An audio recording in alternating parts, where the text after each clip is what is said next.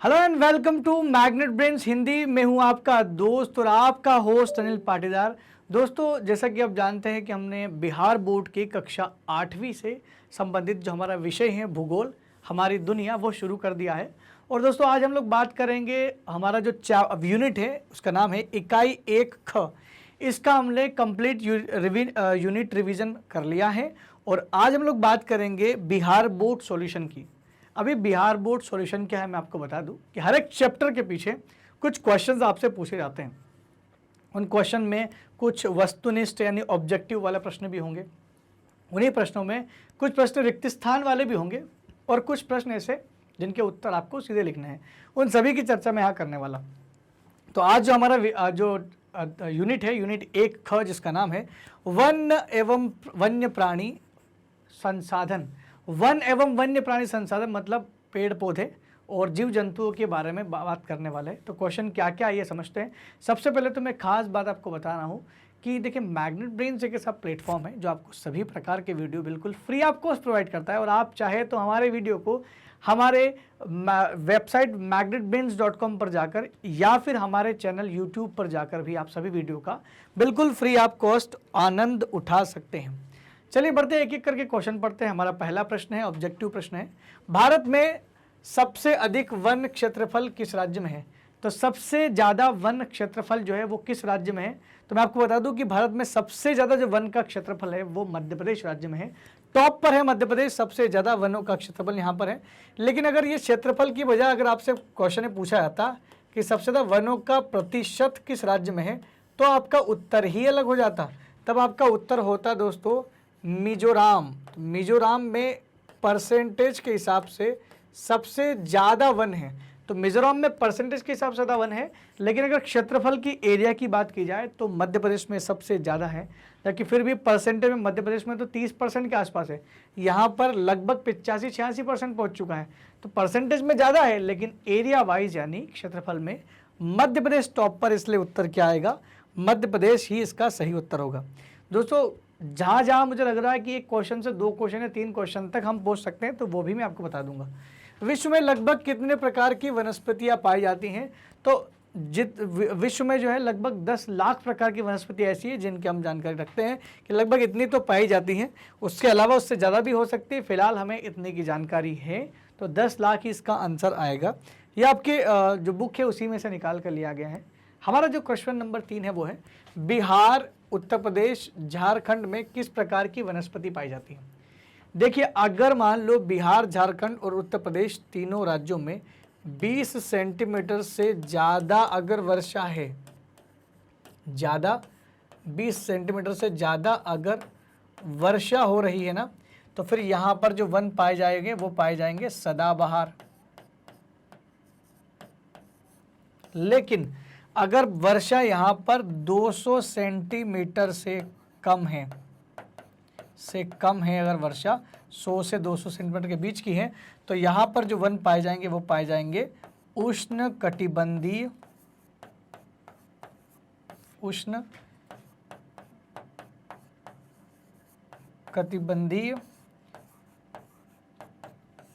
वर्षा one.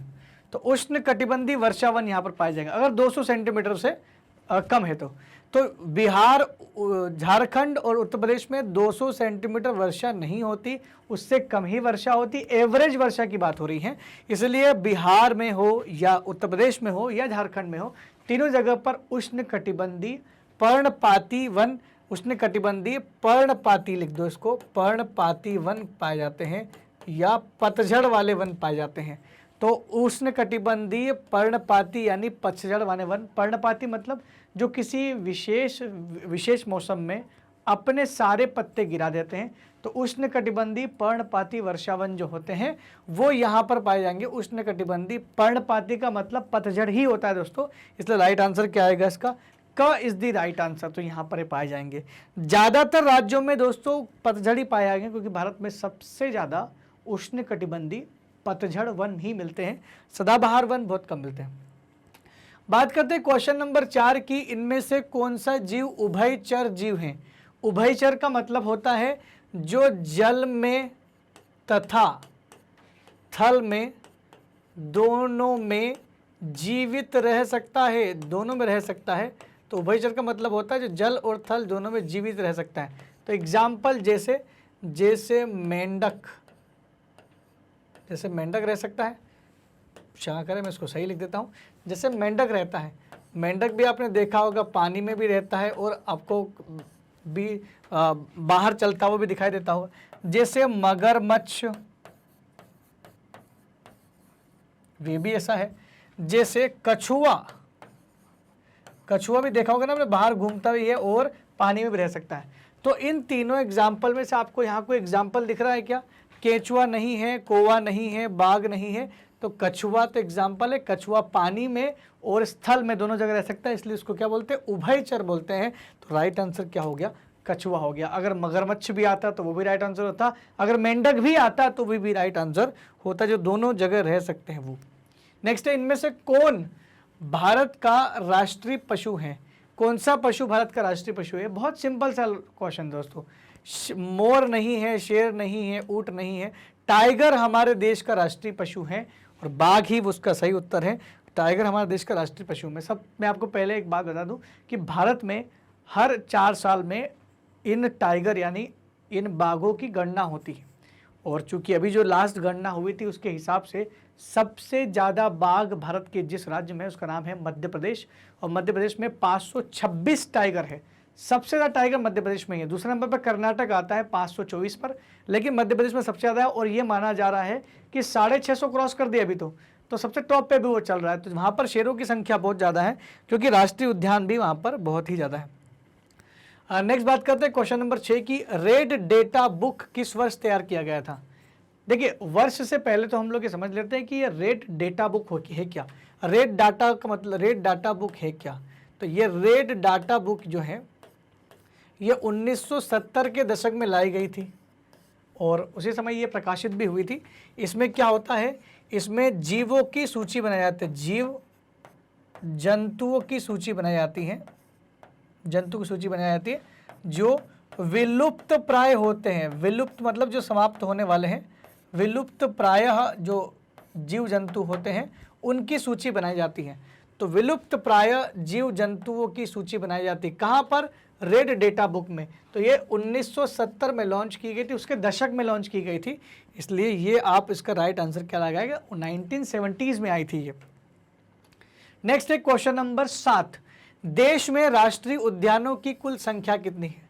देखिए, मैं आपको बता दूं, जो जानकारी मैं आपको यहाँ दे रहा हूँ वो केवल और केवल आपकी किताब के हिसाब से है, लेकिन वर्तमान की जानकारी कुछ, क्योंकि डेटा क्या है दोस्तों, बदलते रहते हैं किताबों में। जब किताब छापी जाती है ना, तब उसमें जो डेटा होता है वही यहाँ पर लिखा होगा, लेकिन जैसे जैसे नया डेटा आता है, नए नए पब्लिकेशंस आते हैं, नई किताबें आ जाती हैं, ये डेटा बढ़ते जाते हैं, क्योंकि ज़रूरी थोड़ी ना कि राष्ट्रीय उद्यान उतने ही होंगे जो आज से 10 साल पहले थे, चेंज हो जाएंगे। तो जो किताब है उसके हिसाब से मैं इसका सही उत्तर बता देता हूँ, और किताब के हिसाब से 85 हमारे पास में राष्ट्रीय उद्यान होते हैं। तो ये राष्ट्रीय उद्यान होते क्या होते हैं?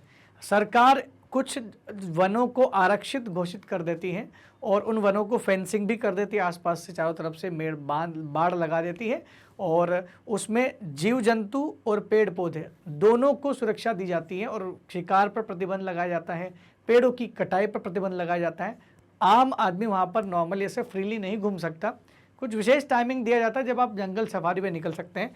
बाकी 85 जो टाइगर जो टोटल भारत में राष्ट्रीय उद्यान है वो आपकी किताब के हिसाब से। अभी तो वर्तमान का आंकड़ा और आगे निकल चुका है, लगभग 105 हो सकता है, इससे भी आगे निकल जाए। तो 105 राष्ट्रीय उद्यान तो है, लेकिन आपको उत्तर के मैं बोल रहा हूँ ना कि आपको जो मार्क्स मिलेंगे दोस्तों आपकी किताब में जो लिखा उसके हिसाब से मिलेंगे, ठीक है। तो 85 हम यहाँ पर इसको सही मान लेते हैं, ठीक है। तो आगे बढ़ते हैं, नेक्स्ट क्वेश्चन नंबर 8 की बात करते हैं। क्वेश्चन नंबर, देखिए हमने हमारा जो क्वेश्चन है वो सीक्वेंस में चल रहे हैं। ये क्वेश्चन नेक्स्ट हो सकता है दूसरा क्वेश्चन एक्चुअल में ये, क्योंकि ये आपका रिक्त स्थान वाला है। तो खाली स्थान को उपयुक्त शब्दों में पूरा करें।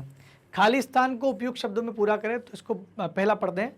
वन है तो क्या है? भाई वन है तो क्या है? वन है तो हम है, हम नहीं, हम वन नहीं तो हम नहीं, बिना वनों के जिंदा रहना मुश्किल है। तो वन नहीं होंगे तो हम भी खत्म हो जाएंगे। कृत्रिम रूप से तैयार किए गए पौधा जो रोपण होता है उसे क्या कहते हैं? देखिए पहला वाला तो हम लोग सही कर लेते हैं, ये वाला हमारा हम हो गया, इसको मिटा दूँ, हो सकता है कि आपको नोट डाउन करना हो। दूसरा वाला कि कृत्रिम रूप से जो उगाया जाता है उसको हम लोग बोलते हैं सामाजिक वानिकी। अब ये सामाजिक वानिकी क्या होता है? सामाजिक वानिकी मतलब हमारी जो पर्यावरणीय आवश्यकता होती है ना, जो पर्यावरण हमें जो हमें चाहिए पर्यावरण से, उसके लिए हम लोग जो उगाते अलग से पेड़ पौधे उगाते हैं उसको सामाजिक वानिकी कहते हैं। तो कृत्रिम रूप से तैयार किए गए पौधे, कृत्रिम मतलब जो प्राकृतिक रूप से उगते हो तो प्राकृतिक वनस्पति है, जो इंसान के प्रयास से उगाए जाते हैं, वानिकी उद्यानिकी जो होती है उसी को हम बोलते हैं सामाजिक वानिकी कहा जाता है उसको। इसको अगर आप वानिकी भी लिखोगे तो ज़्यादा कोई अंतर नहीं आएगा, लेकिन सामाजिक वानिकी लिखोगे ज़्यादा बेटर रहेगा। हिमालय वन से प्राप्त रसायन से उपचार होता है। देखो कैंसर की दवाई मिलती है वहाँ पर, कैंसर का भी उपचार हो जाता है उससे, ये कैंसर की दवाई का उपचार हो रहा है वहाँ से। नेक्स्ट है चंदन के वन कहाँ मिलते हैं? तो ये कर्नाटक में मिलते हैं चंदन के वन। तो चंदन के वन जो है वो कर्नाटक में सबसे ज़्यादा मात्रा में पाए जाते हैं और लाल चंदन कर्नाटक का पूरी दुनिया में मशहूर है। नेक्स्ट है अंडमान निकोबार द्वीप समूह में रेगिस्तान वन पाए जाते हैं। अंडमान निकोबार द्वीप समूह में तो लगभग 400 सेंटीमीटर तक वर्षा हो जाती है दोस्तों। तो मैंने बताया था कि 200 प्लस वर्षा हुई तो वहाँ पर कौन से वन पाए जाएंगे? सदाबहार वन पाए जाएंगे, यानी एवरग्रीन फॉरेस्ट, जो कभी पत्तियां नहीं गिराते, तो सदाबहार ही इसका सही उत्तर होगा। गौतम बुद्ध अभयारण्य, ये तो सबको पता ही होगा। गौतम बुद्ध अभयारण्य हमारे गया जिले में है, तो बिहार का जो गया जिला है वहाँ पर गौतम बुद्ध अभयारण्य है, ये भी आपका सही उत्तर है। वनों को पृथ्वी का क्या कहा जाता है? देखिए क्या करते, जितने ज़्यादा वन होंगे वो कार्बन को सोख लेते हैं, यानी हम लोग अगर कार्बन का उत्सर्जन ज़्यादा कर रहे हैं, लेकिन फिर भी कार्बन का उत्सर्जन भी करना है, क्योंकि देखो लोगों की पूर्ति करनी है, आवश्यकता होगी तो इंडस्ट्रियलाइजेशन तो होगा, औद्योगिकरण तो होगा। औद्योगिकरण से निकलने वाला धुआं जो होता है, कार्बन जो होता है, उसको सोखने का जो काम करते हैं वो कौन करते हैं? वो पेड़ पौधे करते हैं। और वैसे भी ऑक्सीजन हमें सप्लाई कौन करते हैं? पेड़ पौधे करते हैं। पेड़ पौधों को कहा जाता है विश्व का फेफड़ा, ये हमारा फेफड़े होते हैं पूरा वन, तो वनों की वजह से हम जिंदा है, वन नहीं तो हम नहीं, इसलिए पहला वाला जो पॉइंट था वो सही था, वनों को बहुत ज़रूरी है। और वैसे भी जो अमेज़न के जंगल है, ये शब्द उनके लिए बोला गया है। अमेज़न में इतने ज़्यादा जंगल है, इतने गहराई में जंगल होते हैं, जिसकी वजह से उसको भी नाम दिया गया कि विश्व का, वर्ल्ड का, पृथ्वी का फेफड़ा अमेज़न के जंगल को भी कहते हैं। तो वो वन से ही यहाँ से शब्द आया है, तो यहाँ वन को हमने बोल दिया इसका। अब बात करते हैं, कुछ छोटे छोटे क्वेश्चन हैं कि सामाजिक वानिकी किसे कहते हैं। अभी मैंने बताया आपको कि हमारी पर्यावरणीय आवश्यकताओं की पूर्ति के लिए, फिर से दोहराता हूँ, हमारी पर्यावरणीय आवश्यकता की पूर्ति के लिए पेड़ पौधों को उगाना और वनस्पतियों को उगाना, ये सब क्या कहलाता है? ये कहलाता है सामाजिक वानिकी। समाज की पर्यावरण संबंधी ज़रूरतों को पूरा करने के लिए वनों का विकास किया जाता है, जिसे सामाजिक वानिकी कहा जाता है। बहुत सिंपल सा ये था। नेक्स्ट है आपका क्वेश्चन नंबर 10। क्वेश्चन नंबर 10 है उष्णकटिबंधीय सदाबहार वन के 3 प्रमुख वृक्षों के नाम बताइए। तो उष्णकटिबंधीय सदाबहार वन में कौन कौन सा आएंगे? देखिए साल का वृक्ष जो है वो काफ़ी फेमस है, सागवान का वृक्ष है वो काफ़ी फेमस है, साल, सागवान और शीशम का वृक्ष है, ये सब इसमें आएंगे। साल, सागवान, शीशम, तो ये जो वृक्ष हैं ये तीनों इसमें आते हैं। सागवान की लकड़ी साल बहुत महंगी मिलती है दोस्तों, काफ़ी इसकी डिमांड होती है। ये तीनों उष्णकटिबंधीय सदाबहार वन में आएंगे, जहाँ पर ज़्यादा मात्रा में बारिश होती है। किस वर्ग के लोगों के लिए वन आश्रय स्थली का काम करते हैं? अच्छा, मैं एक क्वेश्चन भी आपको देता जाऊँगा, धीरे धीरे आपको हो सकता है कि सर्च करके ले आए। देखिए बिहार में कहाँ पर सदाबहार वन पाए जाते हैं? अगर आपको मिल जाता है तो आप कमेंट सेक्शन में ज़रूर लिख के बताएं। जिन लोगों को इसका उत्तर मिलेगा सबसे पहले उसका नाम मैं बिल्कुल अगले लेक्चर में बात करने वाला हूँ उसके बारे में। तो जो लोग आप चाहते हैं कि आप हमसे इंटरेक्ट करें कि, तो प्लीज़ कमेंट सेक्शन में ज़रूर लिख के बताएं, ताकि अगले वाले वीडियो में आपका जिक्र ज़रूर हो, क्योंकि आपने उसका सही उत्तर दिया है। तो दोस्तों इस तरह की क्विज़ हम लोग करेंगे तो उससे क्या होगा, ज़्यादा से ज़्यादा लोगों तक मेरी बात पहुंचेगी। किस वर्ग के लोगों के लिए वन आश्रय स्थली है? तो वन किसका घर होता है? जीव जंतु को छोड़ दो, मान लो लोगों की बात अगर हो रही है तो लोग वन में कौन रहते? तो आपका एक ही होगा उत्तर, वो होगा जनजाति। जनजातियों का घर होता है वन, और जनजातियों की जगह होती है, भारत में जनजातियाँ बहुत ज़्यादा मात्रा में पाई जाती हैं। तो जनजाति वर्ग लोगों के लिए जो घर होता है, आश्रय स्थली, वो कौन होता है? वो होते हैं आपके वन।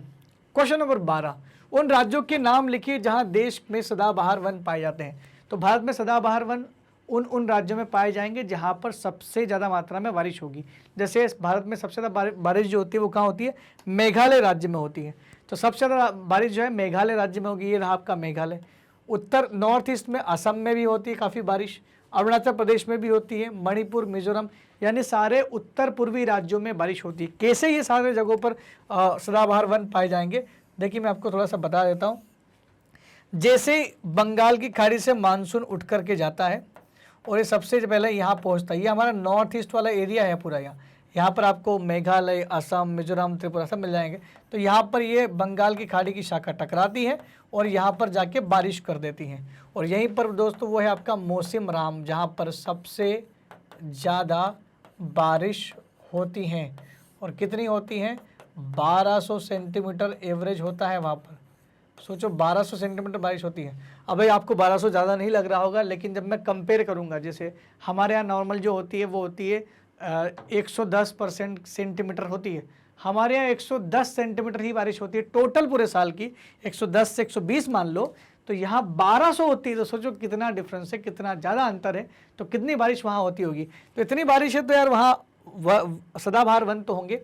इसके अलावा देखिए राज्य पूछा था इसलिए राज्यों के नाम लिए। इसके अलावा और जगह भी होती है, जैसे पश्चिमी घाट में भी सदाबहार वन पाए जाते हैं। पश्चिमी घाट में भी ये भी लिख सकते हैं। इसके अलावा अंडमान निकोबार में भी सदाबहार वन पाए जाते हैं।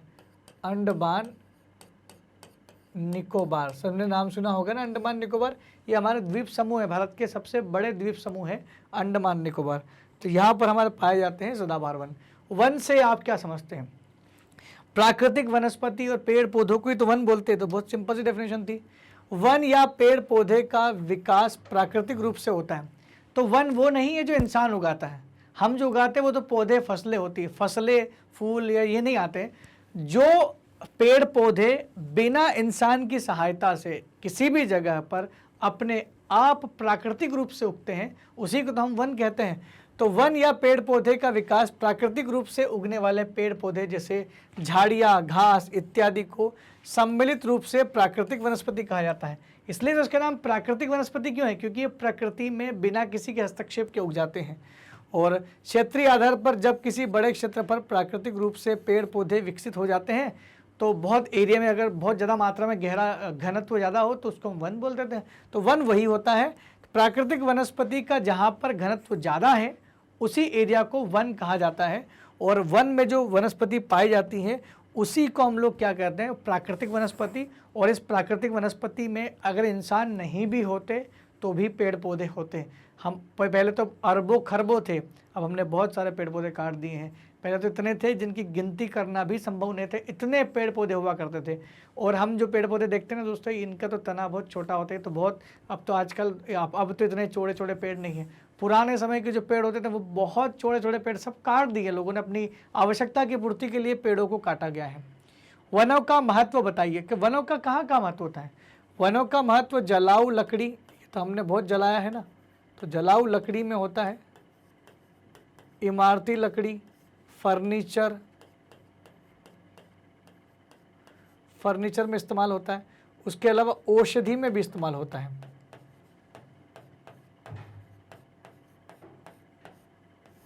औषधियों में भी इस्तेमाल होता है। जलाऊ लकड़ी में इस्तेमाल होता है, फर्नीचर में इस्तेमाल होता है, औषधियों में भी इस्तेमाल होता है। तो 2-3 लिख दो काफ़ी है आपका। जैसे जलावन लकड़ी या फर्नीचर में इसका इस्तेमाल होता है। उद्योगों के लिए कच्चे माल में होता है। चाहे तो रेलवे के स्लीपर भी लिख दो, रेलवे के स्लीपर में इस्तेमाल होता है।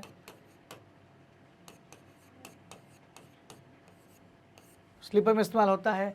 और औषधियों के रूप में इस्तेमाल होता है। बहुत ज़्यादा मात्रा में इसका यूज़ है और धीरे धीरे अब थोड़ा कम पड़ा है यूज़, क्योंकि उसका कुछ सब्स्टिट्यूशन दूसरी चीज़ें भी बनना शुरू की। प्लास्टिक की चीज़ों ने बहुत सारा जो है कहीं ना कहीं फर्नीचर का इस्तेमाल वहाँ पर कम किया है। लेकिन फिर भी बढ़ती आबादी जो है ना उसकी आवश्यकता की पूर्ति कैसे करें।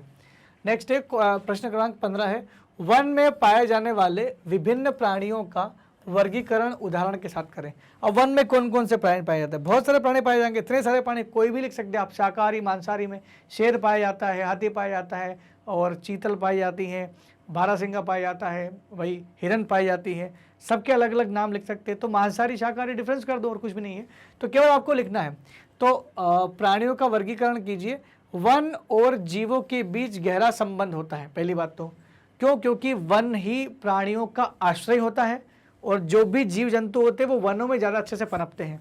तो यहाँ कई जीव जंतु अपना जीवन व्यतीत करते हैं, जिसमें से मांसाहारी जीव जैसे जिनको जो मांस खाते हैं, मांस पर डिपेंड होते हैं, जैसे शेर और बाघ हो गए। तो टाइगर और लायन जो होते हैं वो जंगलों में निवास करते हैं। शाकाहारी जीव जैसे हिरण, हाथी आदि, और हिरण को तो शेर भी खा जाता है।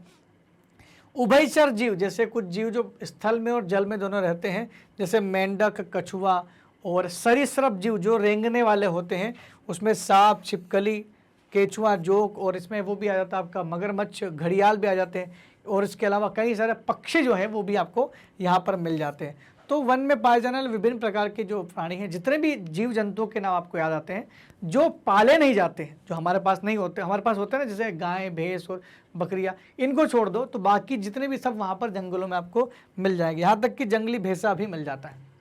क्वेश्चन नंबर 16 है कि वन एवं वन्य जीवों के संरक्षण के लिए किए गए प्रयासों का वर्णन कीजिए। देखिए, वन और वन्य जीवों का संरक्षण के लिए क्या प्रयास किए गए, तो सरकारी प्रयास की बात करना है। सरकारी प्रयास मैं आपको गिना देता हूँ। सरकारी प्रयास सरकार ने क्या किए, सरकार ने 3 तरह के सरकारी प्रयास किए। अगर आप इन तीनों को प्रयास को भी लिख दोगे तो आपका काम हो जाएगा। जैसे सरकार ने इनको सुरक्षित रखने के लिए राष्ट्रीय उद्यान बनाए। तो एक तो प्रयास ये हो गया, राष्ट्रीय उद्यान में वन्य जीवों एवं प्राकृतिक वनस्पति को सुरक्षित किया गया। इन्होंने वन्य जीव अभयारण्य बनाए, वन्य जीव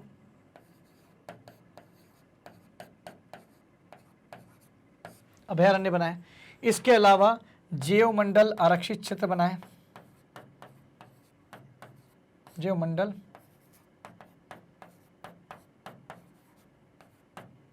आरक्षित क्षेत्र बनाए। तो राष्ट्रीय उद्यान बनाया, वन्य जीव अभयारण्य बनाए और जैव मंडल आरक्षित क्षेत्र बनाए, ये सरकारी प्रयास है। जैसे गया का जो गौतम बुद्ध अभयारण्य है, वो भी इसी में से कुछ एक एग्जाम्पल है। भारत में ऐसे लगभग, अगर हमारे किताब की डेटा की बात की जाए तो 85 हमारे पास में क्या है, उद्यान है। राष्ट्रीय उद्यान तो हमारे पास कितने हैं, 85 हैं। 448 हमारे पास में क्या है, हमारे पास में वन्य जीव अभयारण्य है। ये भी तो लिख सकते हैं हम लोग, इतने भी तो हैं। हालांकि वर्तमान में अब ये जो डेटा है ये काफ़ी पुराना हो चुका है, किताब में लिखा भले ही हो, लेकिन वर्तमान में कुछ हो रहा है। लेकिन आपको उत्तर इसी का जो मार्क्स मिलेंगे ना, वो किताब का मिलता है। लेकिन मैं वर्तमान का डेटा जरूर बताऊंगा। 105 नेशनल पार्क हो चुके हैं, और अगर बढ़ चुके हैं तो आप कमेंट सेक्शन में जरूर बताएं। साथ ही साथ 523 वन्य जीव अभयारण्य है, और अगर आपको कुछ नया डाटा मिलता है तो वो भी कमेंट सेक्शन में जरूर बताएं। बाकी लिखना क्या है, जो किताब में मेंशन है, क्योंकि हमें किताब के अकॉर्डिंग ही आंसर मिलते हैं, अंक मिलते हैं, तो ध्यान रखें उस बात का। वन एवं वन्य जीवों के संरक्षण के लिए अंतर्राष्ट्रीय स्तर पर पर्यावरण संरक्षण संघ इस दिशा में अनेक कार्यक्रम चलाता रहा है। वन्य प्राणियों के लिए संरक्षण के लिए जैसे राष्ट्रीय उद्यान, वन्य जीव अभयारण्य और जैव मंडल क्षेत्र विकसित किए गए, जिसकी मैंने अभी बात की। जैव मंडल क्षेत्र क्या होते हैं, अभयारण्य में देखिए, राष्ट्रीय पार्क में जीव जंतु, प्राकृतिक वनस्पति दोनों को सुरक्षित रखा जाता है। वन्य जीव अभयारण्य में हम किसको सुरक्षित रखते हैं, केवल विशेष जीवों को सुरक्षा प्रदान करते हैं। जबकि जैव मंडल आरक्षित क्षेत्र में जीव जंतुओं के प्राकृतिक आवास को सुरक्षित रखते हैं। तो ये जो चीज़ें मैं बोल रहे हैं इसको जरूर नोट कीजिएगा, बहुत काम की चीज़ है। इस समय देश में 85 राष्ट्रीय पार्क है और 448 अभयारण्य है। ये किस समय की बात हो रही है, ये उस समय की बात हो रही है जब ये किताब लिखी गई होगी, आपकी किताब की बात हो रही है। और 16 जैव मंडल आरक्षित क्षेत्र, दोस्तों ये भी बढ़ के 18 हो चुके हैं।